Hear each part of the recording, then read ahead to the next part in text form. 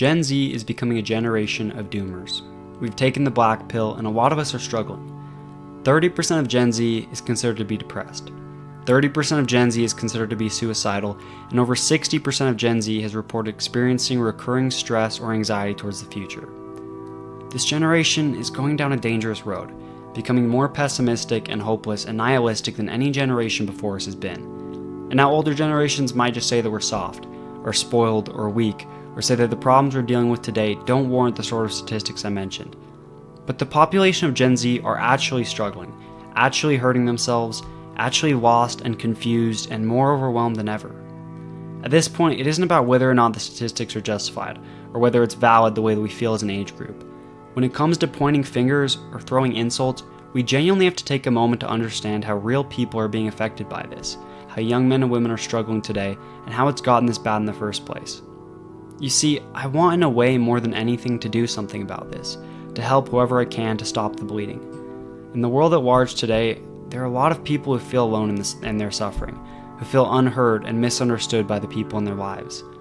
Since I was a child, and my father first explained to me about suicide and broke my heart as a kid, I've genuinely wanted nothing more than to help the people who feel like they have no other choice but to let go of their life here.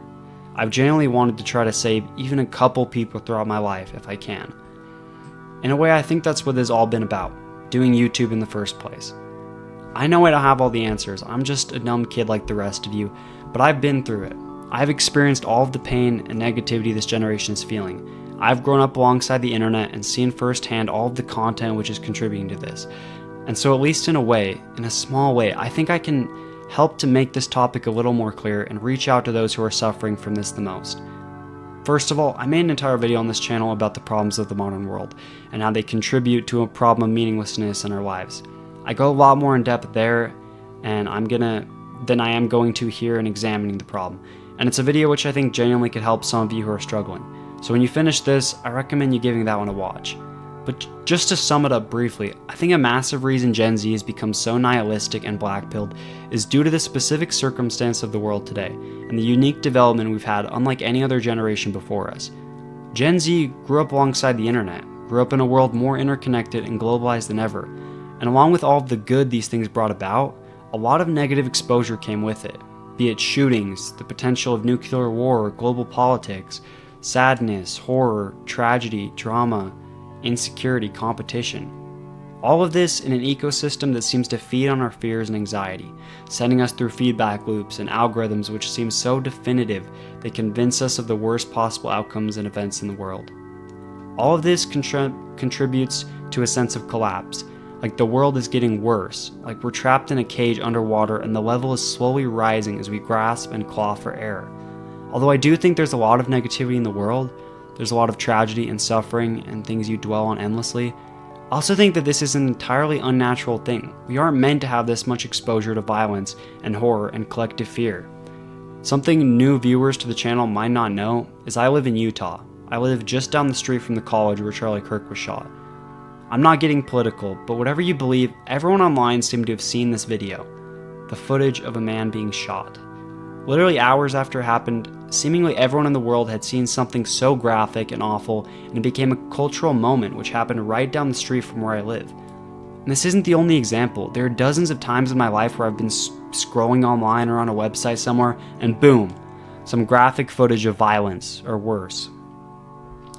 All of us have had this experience to some extent, and all of us have had experienced this at a young age.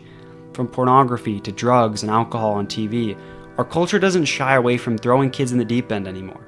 Our media seems to go on endlessly about all the reasons you should be afraid and unhappy with your life.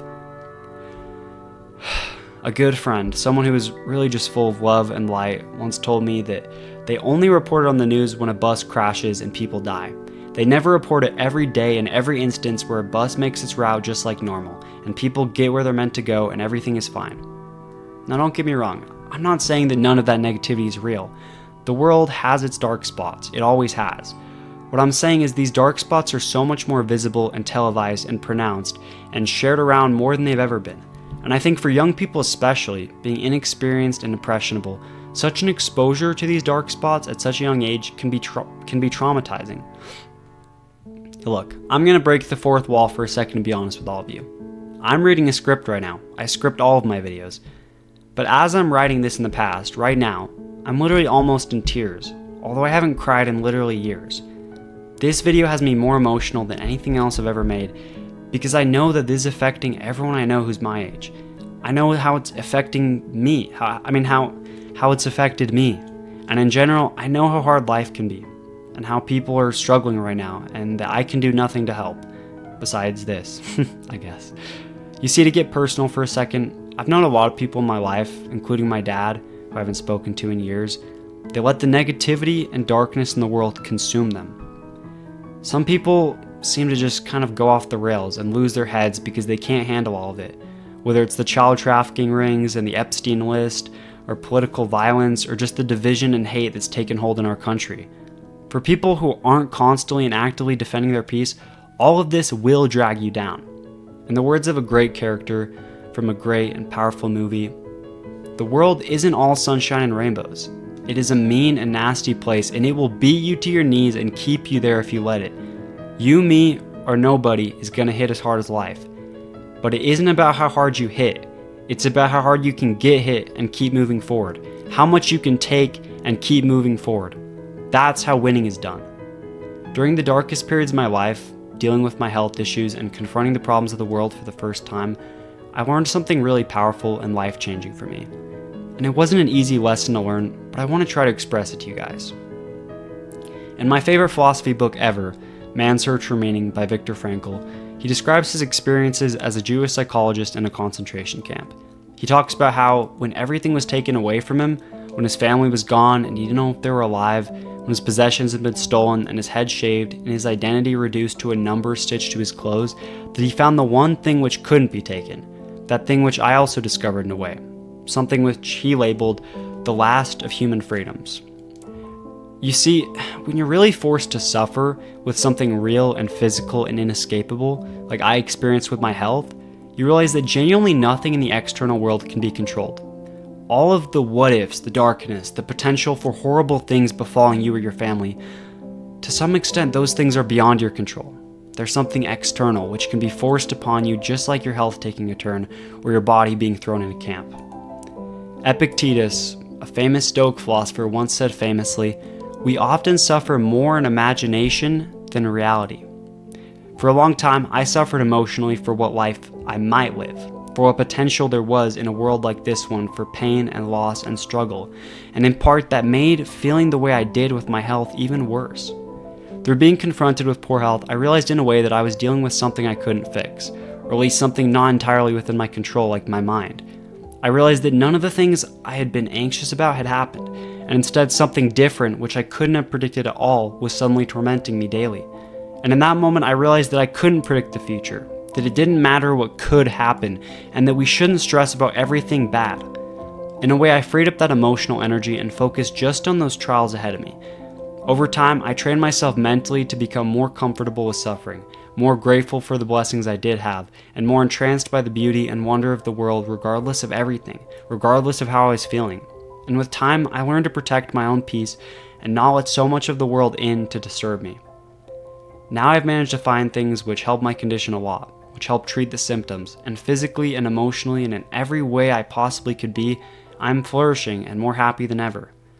Even though I still feel crappy, and my health is still bad compared to a lot of people, and in a way, I'm still happier than I was even then, even when I didn't have any health problems, because in a way, I've trained my own sense of gratitude and acceptance. Your happiness isn't based on the external circumstances of your life. Your fulfillment is not based on understanding and mitigating all of the possible negativity of the world. Gen Z is too focused on looking into the void, trying to see and sift through the darkness. Yes, it's important that we know and understand what we're dealing with, but we can't be consumed by it. We can't be obsessed with it. We can't let our own mental health and contentment slip as we focus on all of the bad in the world while neglecting all of the good. There have been times in my life where I genuinely lost sight of the light in the world, where I spent days alone in my room just ruminating on all of the darkness in my thoughts. In those moments, it somehow felt like the light didn't exist at all. But in a way, that's because I believe the light has to be a choice.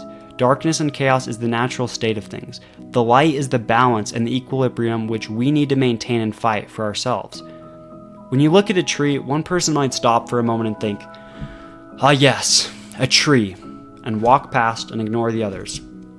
While another might stop and examine one tree individually aside from the rest and see how that tree is unique, how every branch and every leaf is infinity, how that tree is one beautiful connected consciousness, an organism and a living thing spending its own allotment of time on earth alongside us. The nature of the tree doesn't change. It is always what it is, but our ability or inability to see the beauty and majesty in its design is dependent on our efforts to try. Don't consider yourself a doomer. Don't consider yourself black-pilled if you don't want to be.